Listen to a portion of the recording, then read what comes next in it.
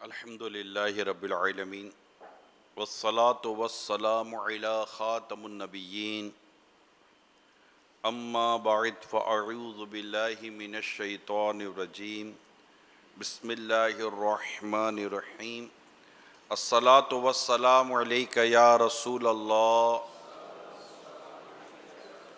وعلی آلک واصحابک یا حبیب اللہ الصلاة والسلام علیک یا نبی اللہ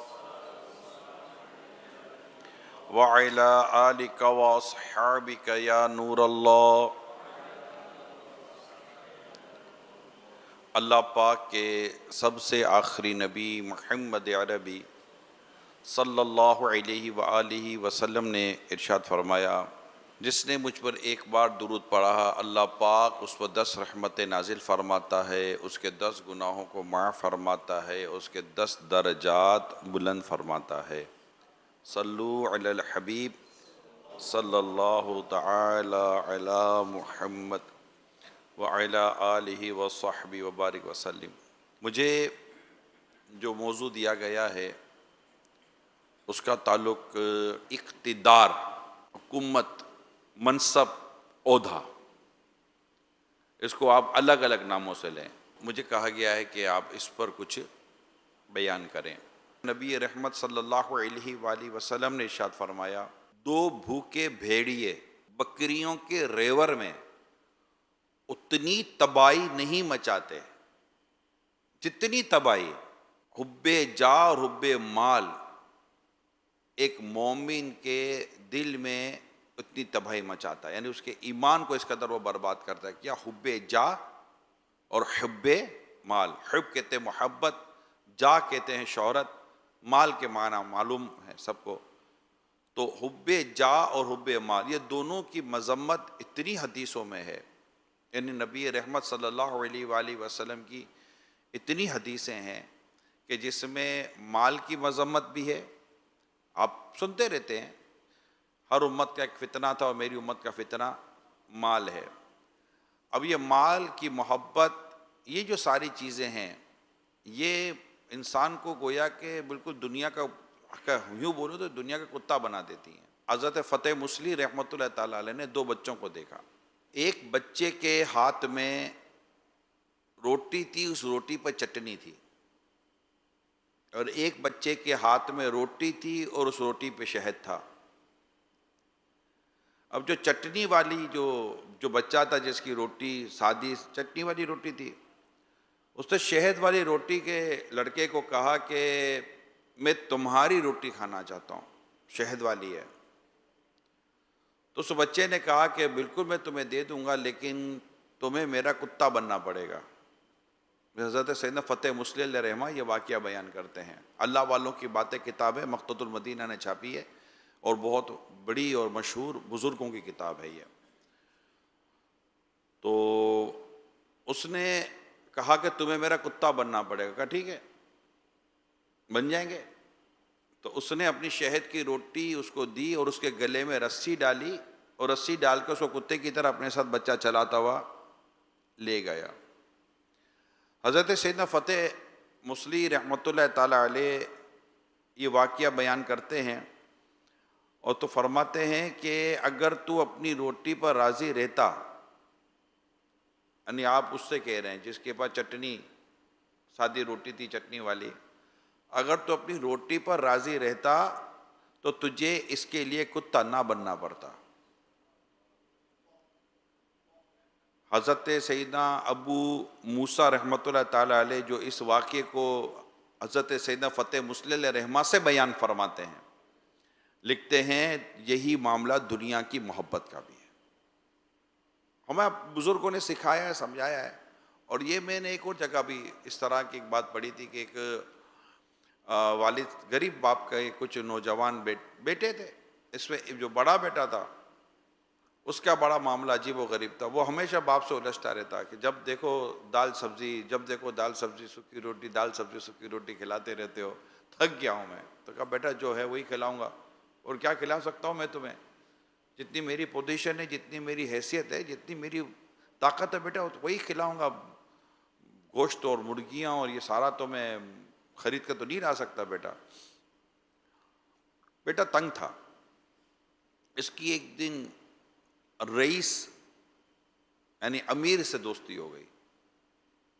اب جیسے ہی امیر کی دوستی ہوئی، کہتے ہیں نا جب اونٹ رکھنا ہے تو پھر دروازے بھی اونچے بنانے پڑتے ہیں.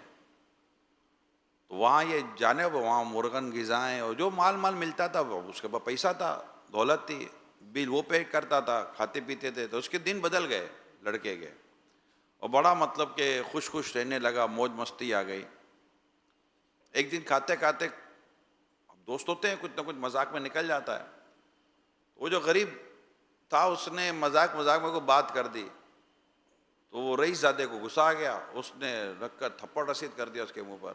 اپنی اوقات میں رہے تو یہ اپنے ساتھ رکھا ہے تو اس کا مطلب تھوڑی کہ تو جو مرضی آ جائے جو مرضی آئے گا بولتا چلا جائے گا. تیری اوقات کیا ہے؟ ٹھیک ہے ساتھ رکھا ہے تو اوقات میں رہنا. ٹھیلا جیب میں ہے نہیں، بڑوں سے دوستی کرنے چلا ہے. اگر اس طرح کرنا ہے تو پھر ادھر سے نکل جا اور رہنا ساتھ تمیز کے رہے. اور وہ تھپڑ کھانے کے بعد منہ جھکا کر آنسو بہاتا ہوا سن رہا تھا. دل میں سوچ رہا تھا کہ اس ذلت کی عمدہ غذا سے میرے والد صاحب کی عزت کی سوکھی روٹی بہت اچھی تھی. اس میں بہت ساری چیزیں ہیں. میں نے جو 2-3 چیزیں آپ کے سامنے بیان کی ہیں. اور ہمارا جو اس وقت فرسٹ جو چل رہا ہے وہ دنیا اور مال کی محبت، شہرت کی محبت. اس پہ اچھا اگر ہم اس کو ایک ورڈ دیتے ہیں نا دنیا کی محبت تو اس میں بہت ساری چیزیں آ جاتی. لیکن ہم جب حدیثیں پڑھتے ہیں تو دنیا کی محبت کو الگ بیان کیا گیا، مال کی محبت کو الگ بیان کیا گیا ہے. شہرت طلبی یعنی حب جاہ، حب مال، اور یہ جو عہدے کی جو محبت ہوتی ہے نا، عہدہ منصب، اس کی محبت یعنی اس کی اتنی مذمت آئی ہے کہ میں حدیث پڑھ رہا تھا کہ پیارے آقا صلی اللہ علیہ وسلم نے کچھ اس طرح ارشاد فرمایا کہ جو منصب طلب کیا جائے، یعنی جو منصب یا عہدہ طلب کرتا ہے، اس کے پیچھے پڑا رہتا ہے اور اس طرح وہ حاصل کرتا ہے، اس کو اس کے منصب کے سپرد کر دیا جاتا ہے. اور جو بغیر طلب کے دیا جاتا ہے اس کی فرشتوں کے ذریعے مدد کی جاتی ہے. یہ حدیث کا پورا میں مضمون آپ کے ساتھ شیئر کر رہا ہوں. تو ہمارے یہاں تو خیر اچھا ہر عہدے کے پیچھے دولت کا وہ نہیں ہوتا. آپ جس فیلڈ کے ہیں تو آپ کو پتہ ہے کہ جیسے جیسے عہدہ بڑھے گا میری مراعات بڑھے گی، میری آمدنی بڑھے گی. ہر ایک کے ساتھ بھی یہ لگا ہوا نہیں ہوتا. بعضوں کے ساتھ کچھ بھی نہیں ہوتا. بلکہ امام غزالی رحمۃ اللہ تعالیٰ علیہ نے احیاء العلوم میں دولت کی محبت اور شہرت کی محبت دونوں کو کمپیریزن پیش کیا ہے احیاء العلوم میں. اگر پڑھنے کا موقع ملے تو پڑھیے گا. اور آپ نے فائنلی جو اپنا جو نتیجہ نکال کے دیا وہ یہ دیا کہ مال کی محبت سے زیادہ شہرت کی محبت خطرناک ہے. کیونکہ لوگ مشہور ہونے کے لیے مال خرچ کر دیتے ہیں. کئی ایسے لوگ ہیں جن کے پاس مال ہے ان کو پہچانتا نہیں ہے، اور وہ پہچان پیدا کرنے کے لیے جو کر رہے ہوتے ہیں نا، یہ کھڑا کر دیں گے، وہ کھڑا کر دیں گے، یہ بہا دیں گے، وہ کر دیں گے، یہ کر دیں گے. لوگ مجھے پہچانے، لوگ مجھے جانے کہ میں کچھ ہوں. اور اب تو بعضوں کا ہے اور بھی چیزیں چلو میں بیان نہیں کرتا، کافی پھر چیزیں ٹارگٹ ہو جاتی ہیں. لیکن ہونی چاہیے تھی ٹارگٹ. میں تو صحیح بتا رہا ہوں. بیماری کی اگر علامات ڈائگنوز ہوتی ہو تو اس میں نقصان کیا ہے؟ نقصان تو نہیں ہے. ہاں نفس کو برا لگتا ہے، لیکن چونکہ ہم بیان میں ہوتے ہیں، جرنل ڈسکشن ہو رہی ہوتی ہے، تو اس میں چونکہ کسی کو آپ پن پوائنٹ پہ تو بات کر نہیں رہے ہوتے کہ جناب میں آپ کو کہہ رہا ہوں، میں آپ کو کہہ رہا ہوں، میں آپ کو کہہ رہا ہوں. اور سیدھی بات یہ ہے جب بھی نیکی کی دعوت کوئی دیتا ہے تو اصول تو یہ ہے کہ نیکی کی دعوت دینے والا سب سے پہلے یہ بیان خود کو سنا رہا ہوتا ہے. یہ آپ کے میرے ہم سب کے لیے. حضرت احمد صاوی رحمۃ اللہ تعالیٰ نے بڑی پیاری بات فرمائی ہے. آپ فرماتے ہیں کہ تیرا جو بیان ہے اور تیری جو آواز ہے، اس آواز کا سب سے قریب ترین وجود کون سا؟ خود. یعنی آپ جو میری بات سن رہے ہیں، سب سے پہلے یہ آواز جو ہے نا میرا کان سنتا ہے، میرا وجود تک یہ آواز پہلے پہنچ رہی ہے. تو حضرت سیدنا احمد صاوی علیہ رحمہ فرماتے جب تیری آواز تیرے وجود کو فرق نہیں ڈالتی تو کسی اور کو کیا ڈالے گی؟ لما تقولون ما لا تفعلون، وہ بات کیوں کہتے ہو جو کرتے نہیں. تو یہ بڑا قیمتی اور بڑا اہم پہلو تھا۔ چلتے ہیں، دولت اور شہرت دونوں کو جب تقابل، جو دونوں کا بیان جہاں کیا جاتا ہے وہاں یہ ہے کہ شہرت کی جو محبت ہے نا، تو میں آپ کے ساتھ جو ڈسکس کر رہا تھا وہ یہ تھا کہ بعض اوقات تو کسی عہدے کے بڑھنے کی وجہ سے مراعات بڑھتی ہیں، سہولیات بڑھتی ہیں، یا کچھ آسائشیں بڑھ جاتی ہیں، لیکن بعض لوگ اس کے لیے منصب نہیں چاہتے، منصب شہرت کے لیے چاہتے ہیں۔ اور بدقسمتی یہ کہ آج کے دور میں سب مکس ہو چکا ہے، بڑا عہدہ چاہیے تو اس کے لیے شہرت بھی ملتی ہے اور اس کے لیے دولت بھی ملتی ہے، نہ ملتی ہوتی تو بندہ اتنی دولت خرچ کر کے اس عہدے کو کیوں لیتا جس کے اوپر کوئی تنخواہ کوئی نہیں ہے۔ بھئی اب تو تھانہ بکتا ہے، تھانہ بکتا ہے، اور تھانے میں کو بننا ہے، کوئی کروڑ 2 کروڑ روپے کا جب تھانہ کوئی خریدے گا، یعنی کوئی اس پر اپنا SHO بننا چاہتا ہے، اور بڑا اس کو اتنے کروڑ 2 کروڑ روپے دوں گا تو وہ اپنی تنخواہ سے کروڑ روپے کیوں دے گا وہ اس کے وہ تھانے کے SHO بننے کے؟ اب جب بن گیا ہے اس کو پتا ہے کہ پتہ نہیں کب کوئی اور نیا آ جائے، نئی آفر دے دے، تو اس نے کتنے عرصے میں اپنی ریکوری کرنی ہے۔ اب ریکوری کرنے والا کیا نہیں کرے گا یہ بتا دیں۔ مال کی محبت، عہدے کی محبت، یہ عموماً انسان کو ظلم پر ابھارتی ہے۔ یاد ہے، جو بڑی ہی تگ و دو کے ساتھ، بڑی ہی مطلب کہ مشقتوں کے ساتھ جب عہدہ حاصل کرتا ہے نا، منصب حاصل کرتا ہے، وہ اس کو بچانے میں وہ کچھ کر ڈالتا ہے جس کی انتہا نہیں ہے۔ یزید نے کیا کیا؟ یزید نے یہی کیا کہ یزید نے اپنے عہدے کو، اپنی حکومت کو بچانے کے لیے امام علی مکہ، امام حسین کے ساتھ اس نے یہ سلوک کیا، اور کوئی اسی وجہ نہیں دی۔ ابن زیاد بدنیاد جو کوفے کا گورنر بنا، کس نے بنایا؟ کیا یزید کو نہیں پتا تھا یہ کتنا بدبخت ہے؟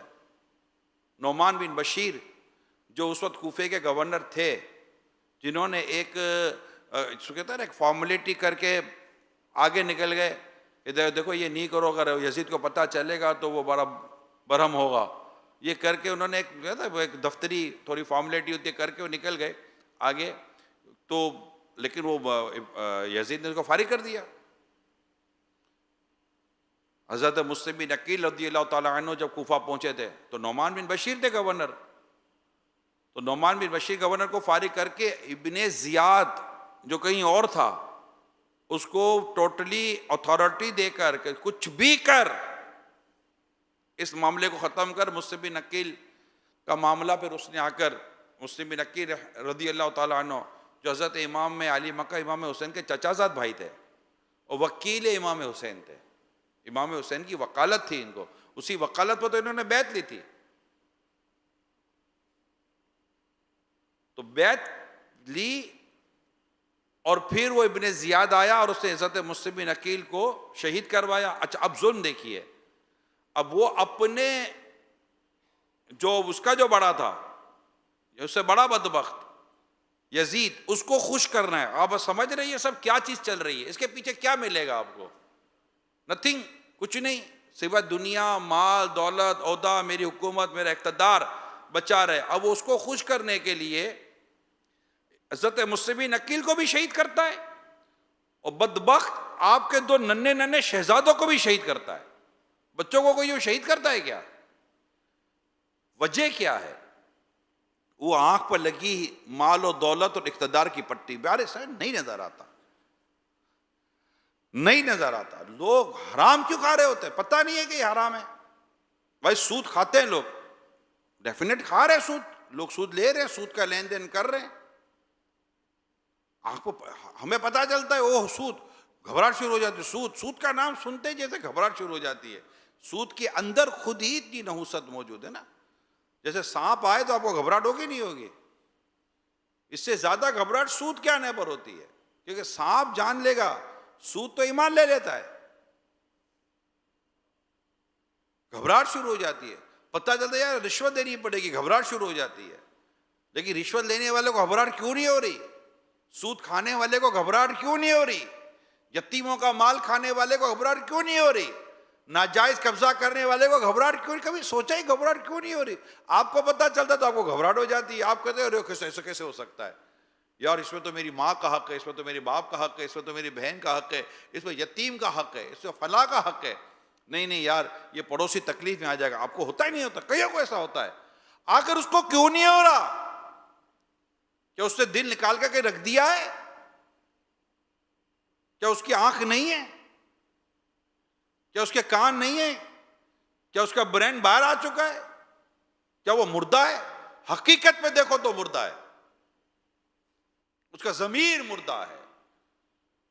کیونکہ یہ جو مال اور دنیا کی جو محبت ہے نا، یہ جب غالب آتی ہے نا، یقین مانے انسان کو کہیں کا نہیں چھوڑتی، کہیں کا بھی نہیں چھوڑتی. اور نہیں سمجھ میں آتا یار، نہیں سمجھ میں آتا اس ٹائم پر. اس سے ہی پوچھو نا جس کو نہیں سمجھ میں آ رہا کہ بھائی تجھے یہ بلیک اینڈ وائٹ سمجھ میں نہیں آ رہا کہ تو سود کھا رہا ہے، وہ آپ کو سمجھانے کی کوشش کرے گا. رائٹ؟ یہ تجھے سمجھ میں آ رہا تو رشوت کھا رہا ہے، دن دھاڑے اس طرح مطلب رشوت لے رہا ہے، ناجائز کام کر رہا ہے، ڈنڈی مار رہا ہے، بلنگ میں ڈنڈی مار رہا ہے، پیٹرول میں ڈنڈی مار رہا ہے، پرچیزنگ میں ڈنڈی مار رہا ہے، سیلز میں ڈنڈی مار رہا ہے، پیکنگ میں ڈنڈی مار رہا ہے، پروڈکشن میں ڈنڈی مار رہا ہے، اور ملاوٹ کر رہا ہے. یہ تجھے اچھا یہ ملاوٹ کرنے والے کو نہیں پتا ہوتا میں ملاوٹ کر رہا ہوں اور ناجائز قسم کا کام کر رہا ہوں؟ اس کو نہیں پتا ہوتا، ہمیں پتا چلتا. ہمارے پاس یہ آنکھ ہے، اس کے پاس آنکھ ہے. قرآن کہتا ہے فَاعْتَبِرُوا يَا أُولِي الْأَبْصَارِ، عبرت حاصل کرو اے نظر والو. تو کیا نظر نہیں ہے؟ مگر یہ کون سی نظر ہے؟ نظر تو آ رہا ہے، مگر وہ جو دل کی نظر تھی وہ کدھر چلی گئی؟ جو عقل سلیم تھی وہ کہاں چلی گئی؟ جو تمہیں گناہ سے بچا کر اللہ کے دین کی طرف چلاتی ہے. کیا یہ نظر نہیں آ رہا؟ اوورآل اگر ہم بات کریں اور ایک بڑے پیمانے پہ بات کریں کہ مرد کو نہیں پتا مجھ پر کون سا زیور پہننا جائز ہے کون سا ناجائز ہے؟ پتا ہوتا ہے. کیا نہیں پتا ہوتا کہ موت آئے گی؟ حقیقت ہے. یہ تو ایک ایسا ہے کہ جس میں اختلاف بھی کوئی نہیں ہے. مرنے کے بعد اٹھنے پر اختلاف ہے نا. اور مومن کا عقیدہ کیا ہے؟ مرنے کے بعد اٹھنا ہے. جب مرنے کا اٹھنا ہے تو وہ مرنے کے بعد کی تیاری کرتا ہے نا، اپنے جیتے جی کی تو تیاری نہیں کرتا. زندگی میں مرنے کے بعد کی تیاری کر رہا ہوتا ہے کہ یہاں مرنے کی پابندی، وہاں جینے کی پابندی. تو یہ جو معاملہ ہے اس کو ذرا سمجھنے کی ضرورت ہے کہ یہ نظر تو آ رہا ہوتا ہے، نظر تو سب آ رہا ہوتا ہے، سمجھ بھی آ رہی ہوتی ہے، مگر وہ کیا چیز ہے جو اسے روک نہیں رہی ہے؟ بات سمجھئے؟ وہ یہ ہے جب ہم آگے بڑھتے ہیں، ظلم کرتے ہیں، زیادتی کرتے ہیں، اب اس کو سمجھنے میں دقت نہیں ہونی چاہیے کہ یار یہ اچھا یہ مال کی محبت، اچھا یہ دنیا کی محبت، اس کی وجہ سے میں حرام کر رہا ہوں، اس کی وجہ سے میں ناجائز کر رہا ہوں، اس کی وجہ سے میں ظلم کر رہا ہوں. یہ ہے جس کی وجہ سے میں سنتوں سے دور ہوں، میں شریعت سے دور ہوں، احکام اسلام سے میں دور ہوں. احکام اسلام تو واضح ہیں، حرام واضح، حلال واضح. اور ان دونوں کے اور ایک تیسری چیز بھی ہے اس حدیث میں، وہ ہے مشتبہ، شبہ والی چیز. آقا فرماتے جس نے اپنے آپ کو شبہ سے بچا اس نے اپنے دین کو بچا لیا. یعنی حرام اور حلال تو واضح ہے. وہ ایک بزرگ علیہ رحمت ہے، کسی نے کہا کیا بات ہے کہ لوگ ہمیں آ کر مطلب کہ نصیحتیں کرتے ہیں تو ہم مطلب کہ اٹھتے ہی نہیں ہیں. کیا فرق کہتے ہیں؟ ہم لوگ اٹھتے ہی نہیں ہیں، یعنی دل سویا ہوا اٹھتا ہی نہیں ہے. تو آپ فرماتے ہیں کہ بیٹا سویا ہوا ہو تو اٹھے گا نا، جو مر گیا کہاں سے اٹھے گا؟ جب مر جائے، ضمیر ہی مر جائے تو پھر اٹھتا تھوڑی ہے. تو سویا ہوا اٹھتا ہے، مرا ہوا کہاں سے اٹھے گا؟ یہ دلوں کو جو بدلتا ہے نا اللہ بدلتا ہے. آقا دو جہاں صلی اللہ علیہ وسلم کی دعا یاد کر لیں، یا مقلب القلوب ثبت قلبی علی دینک. اے دلوں کو پھیرنے والے، میرے دل کو اپنے دین پر ثابت رکھ. قرآن میں آتا ہے ربنا لا تزغ قلوبنا بعد اذ ہدیتنا وہب لنا من لدنک رحمہ انک انت الوہاب. یہ دلوں کا پھر جانا ہے نا، دلوں کا پلٹ جانا. وہ اس دور کی بات کروں جو میں اس وقت بیان کر رہا ہوں 2024 میں، 1446 ہجری میں. یہ فتنوں کا دور ہے. کس کا دور ہے؟ فتنوں کا دور ہے، دور فتن ہے. علماء اس میں اختلاف رکھتے ہیں کہ دور فتن کی ابتدا ہے، درمیان ہے یا انتہا ہے، اس میں اختلاف ہے. لیکن دور فتن ہونے میں اختلاف نہیں ہے۔ اور دور فتن کی علامت میں یا دور فتن کا بیان میں نبی پاک صلی اللہ علیہ وسلم نے اس قدر ڈرایا ہے کہ ایک شخص صبح کو مومن ہوگا، شام کو کافر ہو جائے گا، شام کو مومن ہوگا، صبح کو کافر ہو جائے گا، دل تیزی کے ساتھ بدل رہے ہوں گے، ایسے فطرے ہوں گے، آقا فرماتے جو ان کی طرف دیکھے گا یہ اسے اچک لیں گے۔ یہ جو فطروں کی طرف دیکھ رہے ہیں، فطروں کی طرف دیکھنا، فطروں میں پڑ جانا، یہاں تک حدیث پاک میں ہمیں سمجھایا گیا ہے کہ چلنے والا دوڑنے والے سے بہتر ہوگا، جو کھڑا ہے وہ چلنے والے سے بہتر ہوگا، جو بیٹھا ہے وہ کھڑے ہونے والے سے بہتر ہوگا، اور جو سویا ہے نا وہ بیٹھنے والے سے بہتر ہوگا۔ یعنی یہ سمجھایا گیا ہے کہ جو فتنوں سے کٹ کر سو گیا پتہ ہی کوئی نہیں ہے کہ کیا ہو رہا ہے کیا نہیں ہو رہا، یہ تو ہم کہتے ہیں نا یہ بھی دیکھو وہ بھی دیکھو، یہ بھی معلومات وہ بھی معلومات، ریلیونٹ اور عجیب و غریب قسم کی باتیں سننا، کرنا، سمجھنا، گھسنا، داخل ہونا، جناب نالج ہونی چاہیے۔ ارے بھیا قرآن پڑھنا آتا نہیں ہے، نماز پڑھنے آتی نہیں ہے، وضو کرنے آتا نہیں ہے، ناپاک ہو جاؤ تو تمہیں پاک ہونا آتا نہیں ہے، کھانے پینے میں حرام حلال کی تمیز آئی نہیں، کمانے میں حرام و حلال کی تمیز آئی نہیں، بنیادی باتیں آئی نہیں، obligatory knowledge of اسلام سے تو دور دور تک تعلق نہیں، معلومات سب ہونی چاہیے۔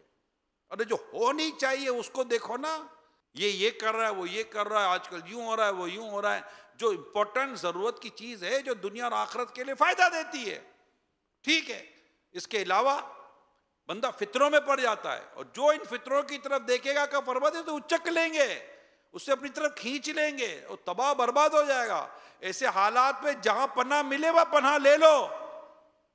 اب پڑھے حدیثیں پڑھے، مال اور دنیا کی محبت نے ہمیں بھی باولا کر دیا ہے، کہیں کا نہیں چھوڑا، میں صحیح بتا رہا ہوں آپ کو۔ صبح ہوتی ہے، شام ہوتی ہے، عمر یوں ہی تمام ہوتی ہے، دل بدل جاتا ہے یار۔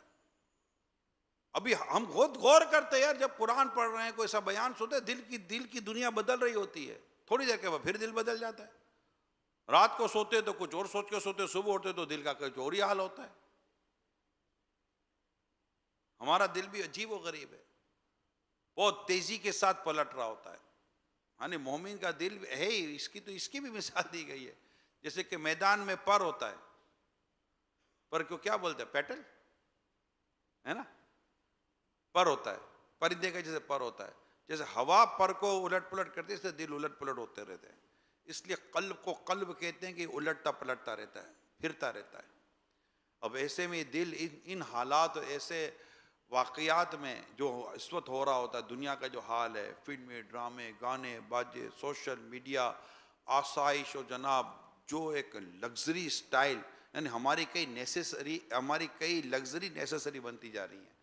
جو کل لگژری میں استعمال تھا وہ آج نیسیسری کے طور پر لیا جا رہا ہے، میں اس کا انکار نہیں کرتا، آگے اور مزید کیا ہوگا، اور پھر ہم اس کی ضرورتوں کو پورا کرنے کے لیے کس حد تک جائیں گے، یہ سوچ کر بھی نا بعدوں کا ذہن کام نہیں کر رہا ہوتا۔ حالانکہ بزرگوں کی سوچ اس سے مختلف تھی۔ میں امام غزالی علیہ رحمہ کو پڑھ رہا تھا، احیاء العلوم میں لکھتے ہیں کہ پہلے کے دور میں ایسے بزرگ تھے کہ اگر کسی شہر میں مہنگائی ہوتی تھی تو وہ شہر ہی چھوڑ دیتے تھے۔ شہر میں مہنگائی ہوتی تھی تو شہر ہی چھوڑ دیتا، تو اسٹیٹس کے نام پر مہنگے شہر میں رہا جاتا ہے نا، یہ ایسے ہیں، میں جانتا ہوں کہ وہ یہاں نہ رہیں تو چل جائے، مگر نہ رہیں گے تو بولیں گے کیسے کہ ہم کہاں رہ رہے ہیں۔ اللہ کا بھی اسٹیٹس کے نام پر لیا جاتا ہے، یہ بھی میں کہوں، سارے اسٹیٹس کا ایک الگ ٹاپک ہے، کبھی موقع ملے گا تو ہم اس پر بات کریں گے۔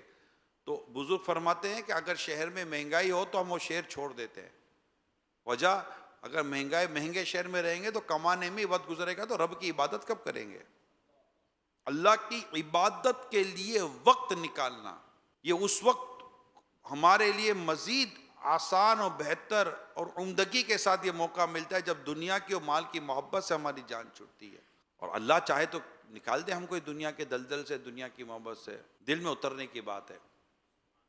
ایک اور بات جو یہاں پر میں آپ کو بتاؤں گا، دل کی سختی، کہ یہ جو نصیحتیں اثر نہیں کرتی اور بندہ ظلم پر اتر آتا ہے نا، یہ اصل میں دل کی سختی کی ایک علامت ہے، دل سخت ہو جاتے ہیں۔ اور دل کی نرمی کے لیے قرآن کریم کی تلاوت ہے. دل کی نرمی کے لیے قرآن کریم کی تلاوت کے ساتھ ساتھ میں کہوں تو دل کی نرمی کے لیے موت کی یاد. قبر میں قبرستان جائیں. میں آپ کو ایک سمجھے کہ ایک مشورہ دے رہا ہوں، قبرستان جانے کی عادت پیدا کریں. ایک بزرگ بڑے قبرستان جایا کرتے تھے اور قبروں کے پاس جا کر وقت گزارا کرتے تھے. تو کسی نے کہا ادھر قبرستان میں کیوں آتے ہیں؟ کہ ان کی صحبت اچھی لگتی ہے. کیسے؟ ہم چگلی نہیں کرتے، مجھ سے حسد نہیں کرتے. یوں انہوں نے 4 باتیں بیان کی. پھر کہ ایک اور بات بتاؤں، کہا میں جاتا ہوں تو میری غیبت بھی نہیں کرتے، اور یہاں بیٹھ کر میرا دل نرم ہوتا ہے. اللہ پاک ہم سب کو عمل کرنے کی توفیق عطا فرمائے. آمین بجاہ النبی الامین صلی اللہ علیہ وآلہ وسلم.